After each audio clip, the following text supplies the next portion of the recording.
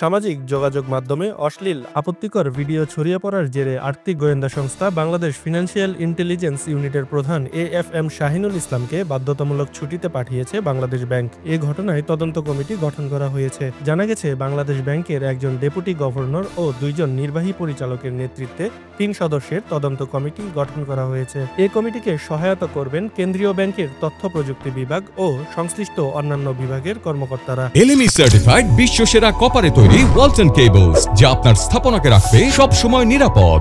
মঙ্গলবার গণমাধ্যমকে এ তথ্য নিশ্চিত করেছে governor doctor Ahsan H Mansur. তিনি বলেন, তদন্ত শেষ না হওয়া পর্যন্ত BFIU এর প্রধান ছুটিতে থাকবেন। তদন্ত প্রতিবেদন পাওয়ার পর পরবর্তী ব্যবস্থা নেওয়া হবে।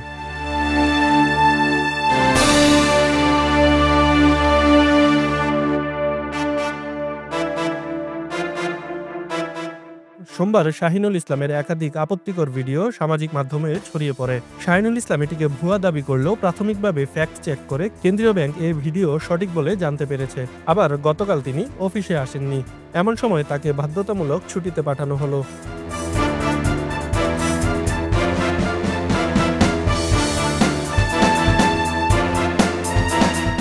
এর আগে বাংলাদেশ ব্যাংকের কর্মকর্তা কর্মচারীর একাংশ গত মঙ্গলবার কেন্দ্রীয় ব্যাংকের গভর্নর বরাবর স্মারকলিপি দেন। এতে বলা হয়, সামাজিক যোগাযোগ মাধ্যমে ছড়িয়ে পড়া AFM শাহিনুল ইসলামের আপত্তিকর ভিডিও রাষ্ট্রীয় প্রাতিষ্ঠানিক ভাবমূর্তির চরমভাবে ক্ষুণ্ণ করেছে।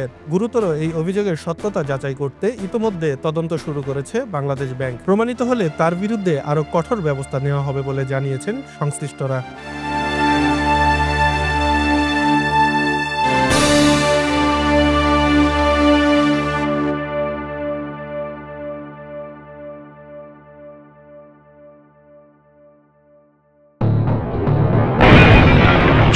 যখন জোয়ারে গা ভাসায়, কেউ কেউ শির দাঁড়া সোজা করে ঘুরে দাঁড়ায়।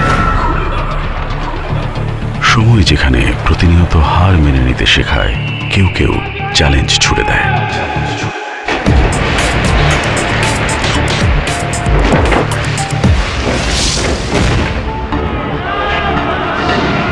পক্ষপাতের ভিড়ে আজ থেকে কোনো পক্ষ নয়, খবর হবে নিরপেক্ষ।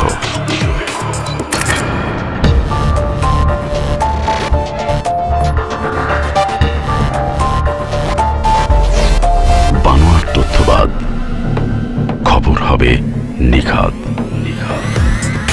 ভেঙে গুজবের শিক, খবর হবে নির্ভীক। মুক্ত চিন্তার স্বাধীন দৈনিক খবরের কাগজ। এখন খবর হবে নিখাত, নির্ভীক।